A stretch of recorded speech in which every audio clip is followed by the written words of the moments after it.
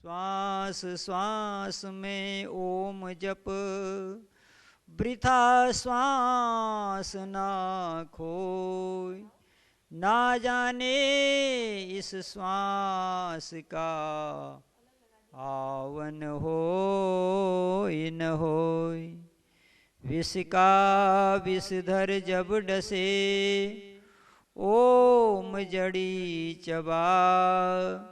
है नाग दमन यह औषधि, बाहर ढूंढन न जा। बाहर ढूंढन न जा। मेरे साथ मंत्र बोलें। ओम वायुर अनिलम अमृतम मथीदम भस्मांतगुम शरीरम।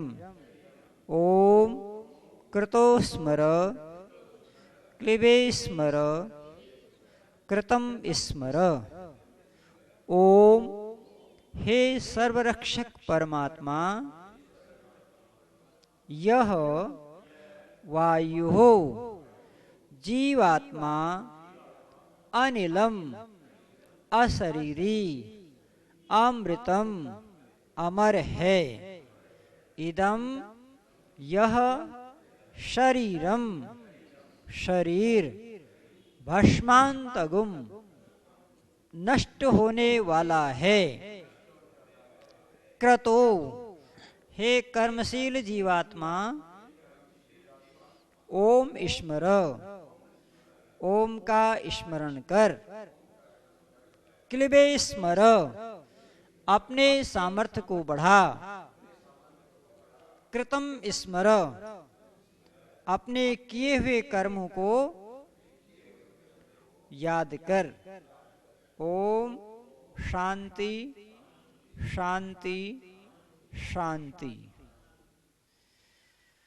ओम कृतोस्मर, ईश्वर कह रहा है कि हे जीवात्मा, ओम का स्मरण कर। सतयुग में, त्रेता में, द्वापर में, कलयुग में, चारों युगों में परमात्मा ने एक ही प्रकार का ज्ञान दिया है, वेद का ज्ञान। जो ज्ञान सतयुग में था वही त्रेता में, वही द्वापर में और वही कलयुग में। ज्ञान में परिवर्तन नहीं हुआ है, लेकिन लोगों में परिवर्तन हुआ है। सतयुग में लोग सात्विक अधिक थे, धर्म का प्रचार अधिक हुआ करता था। त्रेता में धर्म और अधर्म बराबर होने लगा। द्वापर में अधर्म ज्यादा झुक गया और धर्म थोड़ा कम हो गया। और कलयुग में धर्म बहुत कम हो रहा है और अधर्म अधिक बढ़ रहा है। परंतु देखने से ऐसा लगता है कि कलयुग में सबसे ज्यादा धर्म का प्रचार हो रहा है। चाहे अखबारों के माध्यम से, महात्माओं के माध्यम से, टीवी के माध्यम से बहुत धर्म का प्रचार हो रहा है, लेकिन धार्मिक लोग उतने दिखाई नहीं दे रहे हैं। क्योंकि धर्म मानवता को जोड़ता है और आज मानवता बिखर रही है। मानवता का बिखरने का कारण यही है कि धर्म का सच्चा स्वरूप लोगों के सामने नहीं आ पा रहा है। वेद ने कहा कि ईश्वर के नाम पर ही जो अनेक प्रकार के मत और मतांतर चल रहे हैं, ये नहीं होना चाहिए। एक उपास्य देव ओम, उसी का लोग स्मरण करें। एष धर्म, यही धर्म है। एष धर्मो सनातन, और यही सनातन धर्म है। ओम का स्मरण करो। अब मन में अनेक प्रकार के विचार आते हैं। मन विचारों का बंडल है, विचार करते रहता है। तो एक विचार मन में ये आता है, क्या ईश्वर की भक्ति करना जरूरी है? क्या ईश्वर का नाम लेना जरूरी है? अगर हम ईश्वर का नाम नहीं लेंगे तो क्या दुनिया नहीं चलेगी? और हम संसार में ये देख रहे हैं कि बहुत लोग ऐसे हैं जिनकी संख्या लाखों में नहीं करोड़ों में है, जो ईश्वर का नाम नहीं लेते हैं, मगर वो सुखी हैं, स्वस्थ हैं, आनंदित हैं। और हम देखते हैं कि करोड़ों लोग जो ईश्वर का नाम ले रहे हैं वो बड़े दुखी हैं, चिंतित हैं, राग देशों में फंसे हुए हैं। तो फिर ये अंतर क्यों आ रहा है कि ईश्वर के नाम लेने वाले लोगों को तो डिप्रेशन होना ही नहीं चाहिए, तनाव होने नहीं चाहिए, उसको जीवन में कभी हताश और निराश और उदास होना ही नहीं चाहिए। लेकिन हमने बड़े बड़े आस्तिकों को देखा है, जब आप उनसे अभिवादन करो, वार्तालाप करो, उनका हालचाल पूछो, तो कहते हैं सब तो ठीक है लेकिन कुछ परेशानी चल रही है। ऐसे आस्तिकों को बात करते हुए देखा जाता है। अब परेशान शब्द को ही आप देख लो, परेशान का अर्थ ही होता है ईशान परे, जो ईश्वर से दूर है वही परेशान है। जब भी आपके जीवन में कोई परेशानी आती है, प्रकृति का धर्म है, परेशानी आएगी। अगर आपको बहुत प्रॉफिट हो रहा है तो तैयार रहिए, बहुत हानि भी होने वाली है। अगर आपकी बहुत हानि हो रही है तो धैर्य रखिए, लाभ भी होने वाला है। ये प्रकृति का नियम है। लाभ और हानि जब तक दुनिया में आप रहेंगे ये दोनों चलेंगे। तो जिस समय आपको परेशानियां आ रही हैं बाहर से अर्थात मानव समाज के द्वारा, पर्यावरण के द्वारा, या आपके पूर्व जन्म के कर्मों के आधार पर अगर परेशानियां आ रही हैं और आप ईश्वर के भक्त हैं, तो आपकी मनोस्थिति क्या होगी? आपकी मनोस्थिति ये होगी कि ये भी चला जाएगा। संसार में कुछ भी स्थिर नहीं रहता है। अगर मुझसे सुख चला गया तो दुख भी चला जाएगा, अगर दुख नहीं जाता तो सुख भी नहीं जाता। ये आने जाने वाले हैं, इसके बीच में मुझे तटस्थ रहना है। जैसे टीवी पर आप कोई नाटक देखते हैं या कोई सिनेमा देखते हैं, तो जब टीवी पे कोई व्यक्ति नाच रहा होता है तो टीवी नहीं नाचती है, कोई व्यक्ति रो रहा होता है तो टीवी रोता नहीं है, कोई व्यक्ति हंस रहा होता है तो टीवी हंसता नहीं है। टीवी का पर्दा केवल दिखाता है कि कौन रो रहा है, कौन हंस रहा है, कौन बोल रहा है। इसी प्रकार से जब आपके सामने विपरीत परिस्थितियां आए, उस समय भी आपको यह बोध रहे कि मैं आत्मा हूं, सुख दुख से परे हूं, मेरा जो स्वभाव है वो आनंद की प्राप्ति करना है, इसीलिए मैं दुनिया में आया हूं, अन्य कार्यों के लिए नहीं आया हूं।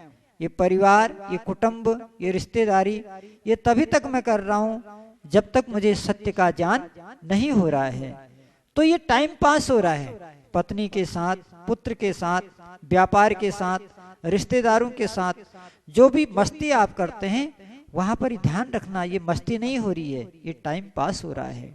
क्योंकि जिस दिन हमें आनंद की प्राप्ति हो जाएगी, ये उसी तरह से छूट जाएगा संसार, जैसे महावीर ने छोड़ा, जैसे बुद्ध ने छोड़ा, जैसे आचार्य शंकर ने छोड़ा, जैसे स्वामी दयानंद ने छोड़ा, वैसे आप भी छोड़ लेंगे। लेकिन जब नहीं छूट रहा है तो पुरुषार्थ करते रहना चाहिए, अभ्यास करते रहना चाहिए, चिंतन देते रहना चाहिए, साधना करती रहनी चाहिए, साधना को कभी नहीं छोड़ना चाहिए। आज स्थिति क्या है? मनुष्यों के पास साधन बहुत हैं मगर साधना बिल्कुल नहीं है। कभी ऐसा होता था लोगों के पास साधना बहुत होती थी लेकिन साधन नहीं होते थे। आज स्थितियां बिल्कुल उलट गई हैं। आज साधनों का भंडार है, कोई भी व्यक्ति ऐसा नहीं जिसके पास साधन नहीं हो। संसाधन पूरे दुनिया में फैले हुए हैं लेकिन साधना समाप्त होती चली जा रही है। उसका कारण क्या है कि परमात्मा ने जो हमको आदेश दिया था, ओम कृतो स्मर, हे जीव तू ओम का स्मरण कर। तो मन में विचार आया अगर ना करें तो क्या कोई हानि है? तो सबसे पहले ये जानना अनिवार्य है, इस प्रश्न के उत्तर को जानने से पहले हमें यह जानना अनिवार्य है कि ये भक्ति करने वाला कौन है। क्योंकि हमारे पास एक शरीर है, एक मन है, एक बुद्धि है और एक आत्मा है, एक प्रकृति है और एक परमात्मा है। इतने लोगों के बीच में हम चल रहे हैं, तो इसमें से भक्ति कौन करता है? शरीर नहीं, शरीर भक्ति नहीं करता। शरीर तो भक्ति करने का माध्यम होता है। मन भी भक्ति नहीं करता है, क्योंकि जैसे शरीर जड़ है वैसे मन भी जड़ है, मन भी भक्ति नहीं करता, मन से भक्ति कराई जाती है। क्या बुद्धि भी भक्ति नहीं करती, क्योंकि बुद्धि भी एक जड़ पदार्थ है, परमात्मा ने उसको बनाया है, वो हमारा संसाधन है। अब शरीर, मन और बुद्धि को हटा करके क्या बचता है? उसका नाम है आत्मा। तो भक्ति कौन करती है? आत्मा करती है। या अपराध कौन करता है? आत्मा करता है।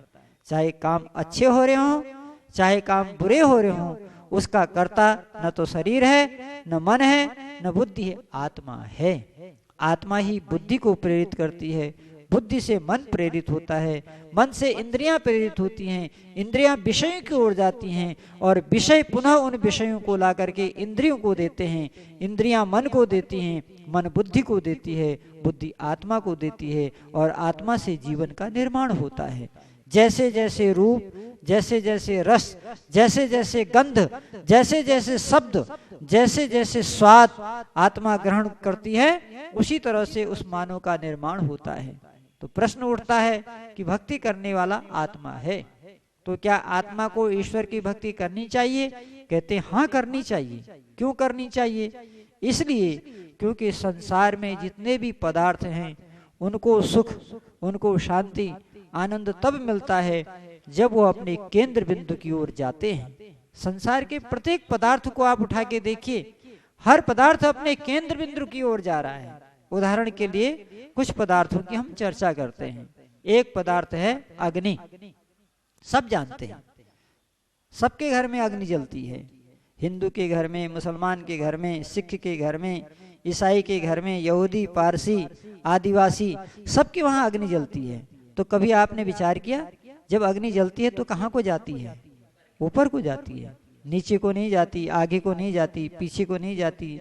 सबके घर में, चाहे वो कुरान पढ़ रहा हो, चाहे बाइबल पढ़ रहा हो, चाहे गीता पढ़ रहा हो, चाहे ग्रंथ साहिब पढ़ रहा हो, चाहे वेद पढ़ रहा हो, अग्नि जब भी जलेगी वो ऊपर की ओर जाएगी। वो ऊपर की ओर क्यों जाती है? उसका कारण है, अग्नि की उत्पत्ति सूर्य से होती है। कहाँ से होती है? सूर्य से होती है। सूर्य उसका पिता है, वो अपने पिता के पास जाता है और पिता ही उसका केंद्र बिंदु है। पिता का अर्थ होता है पालन पोषण करने वाला। तो अग्नि का पोषण सूर्य के द्वारा हो रहा है, इसलिए अग्नि हमेशा सूर्य की ओर भाग रही है, निरंतर भाग रही है। दूसरा पदार्थ है जल। जब आप जल को पानी में गिराते हैं तो जल किधर को गिरता है?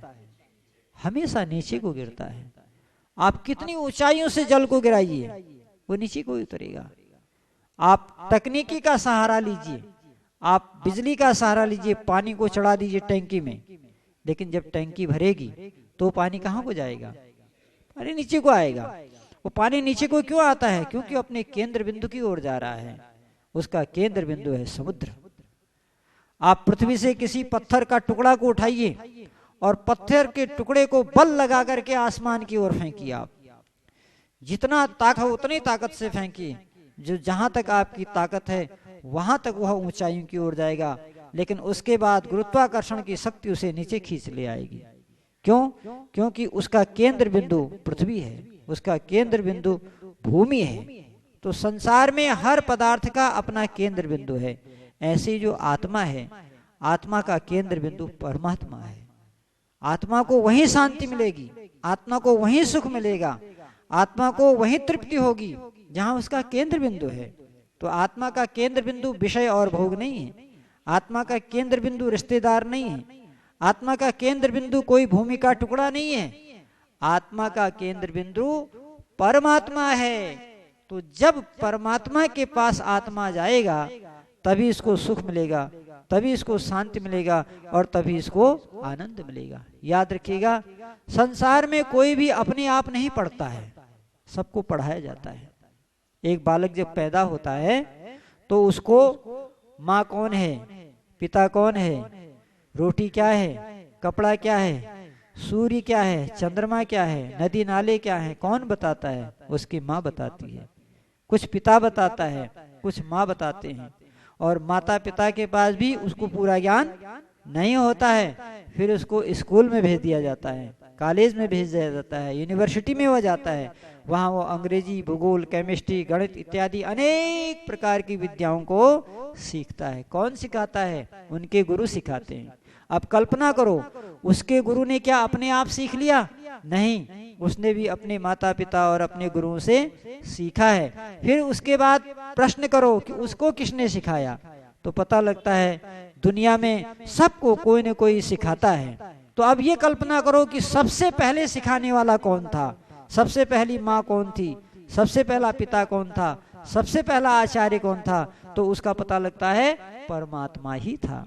परमात्मा ने इस सृष्टि के आदि में सबको ज्ञान दिया, इसलिए आत्मा उसी ज्ञान की प्राप्ति के लिए परमात्मा की ओर जाता है, तभी उसको सुख मिलता है, तभी उसको शांति मिलती है, तभी उसको आनंद मिलता है। फिर मन में विचार आता है कि भाई परमात्मा तो निराकार है, उसका कोई रूप नहीं है, उसका कोई रंग नहीं है, तो उसने जीवात्मा को वेद का ज्ञान कैसे पढ़ाया, वेद का ज्ञान कैसे दिया? बड़ा सुंदर उत्तर है। शास्त्र कहते हैं देखो, एक होता है पढ़ना, पढ़ाना, और एक होता है ज्ञान का प्राप्त करना। तो परमात्मा पढ़ाता नहीं है, परमात्मा ज्ञान को देता है। पढ़ाने में और देने में अंतर है।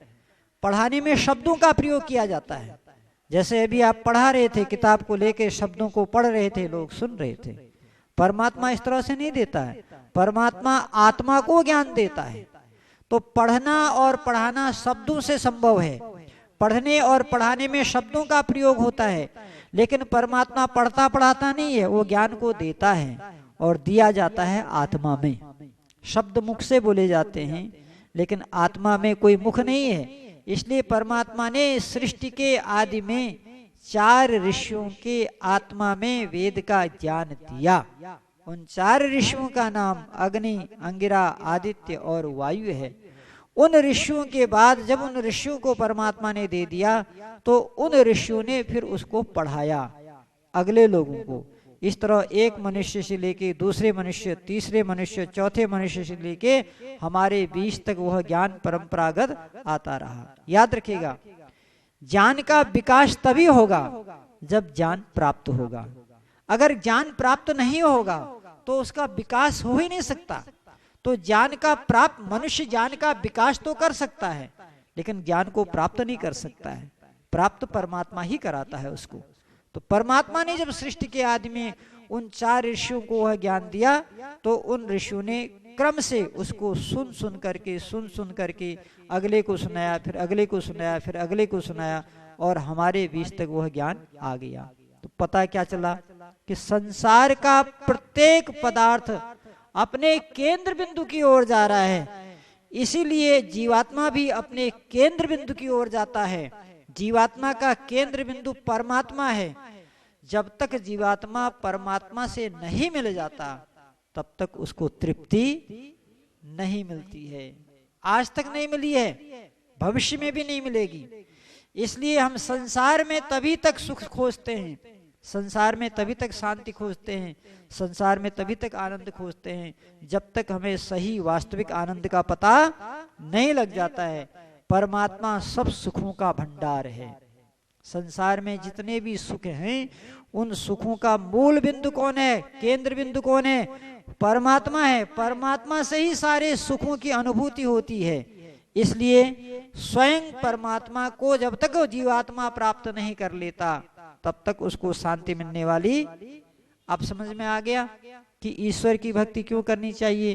क्योंकि जब तक ईश्वर की भक्ति नहीं होगी, तब तक जीवात्मा को तृप्ति नहीं होगी, और तृप्ति नहीं होगी तो ये प्यासा रहेगा, भटकता रहेगा। जैसे मछली जल के बिना प्यासी रहती है, उसी प्रकार से जीवात्मा भी जब तक उस आनंद को प्राप्त नहीं कर लेता है, तब तक वह आनंद को खोजता है। पति में खोजता है, पत्नी में खोजता है, पुत्रों में खोजता है, धन में खोजता है, रिश्तेदारी में खोजता है, क्लबों में खोजता है, और जो है देश विदेश की यात्रा जाके खोजता है। लोग बद्रीनाथ क्यों जाते हैं, केदारनाथ क्यों जाते हैं, आबू पर्वत लोग क्यों जाते हैं, माउंट आबू क्यों जाते हैं? लोग सुख को तलाशने के लिए, आनंद को तलाशने के लिए। लेकिन जिस दिन उसको ये पता लग जाता है सुख परमात्मा में है, उसी दिन उसका भटकाव खत्म हो जाता है। फिर वो भटकना छोड़ देता है, फिर यात्रा अंदर की ओर होती है। जैसे एक नल होता है ना, नल, पानी का नल, जब आप उसको बाहर की ओर खोलते हैं तो पानी बाहर गिरता है, और जब अंदर की ओर मोड़ते हैं तो पानी अंदर चला जाता है। इसी प्रकार से जब चित्त की वृत्तियां बाहर की ओर आती हैं तो वह सुख को बाहर के पदार्थों में खोजती हैं, लेकिन बाहर किसी भी पदार्थ में सुख नहीं है, सुख का आभास है। क्या है? और आभास का ही नाम है मिथ्या ज्ञान। आभास का नाम क्या है?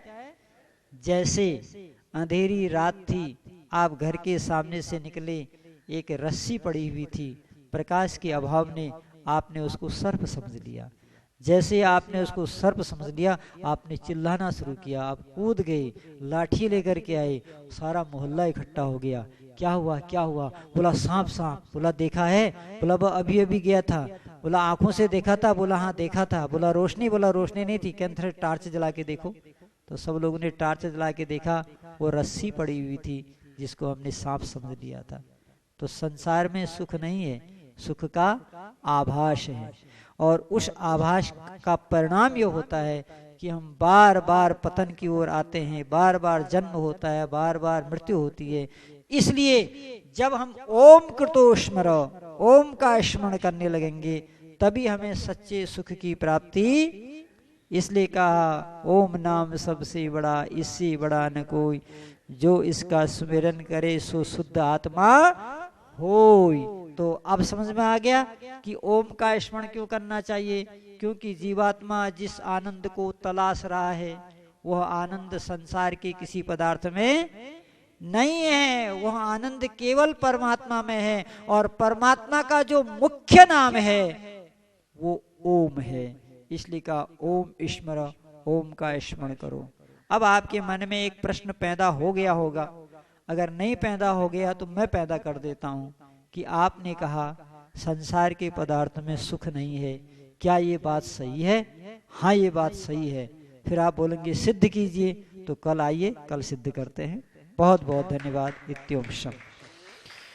ओम द्यो शांतिरंतरिक्षं शांति, पृथ्वी शांतिरापः शांतिरोषधयः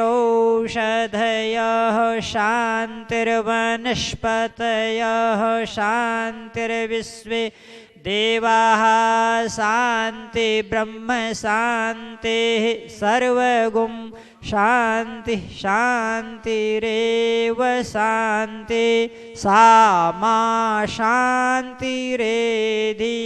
ओम शांति शांति शांति। जो बोले सो अभय वैदिक धर्म, सत्य सनातन वैदिक धर्म की, महर्षि देव दयानंद की, गुरुवर ब्रजानंद की, भगवान राम की, भगवान कृष्ण की, आर्य समाज, वेद की ज्योति, ओम का झंडा, वैदिक ध्वनि। ओ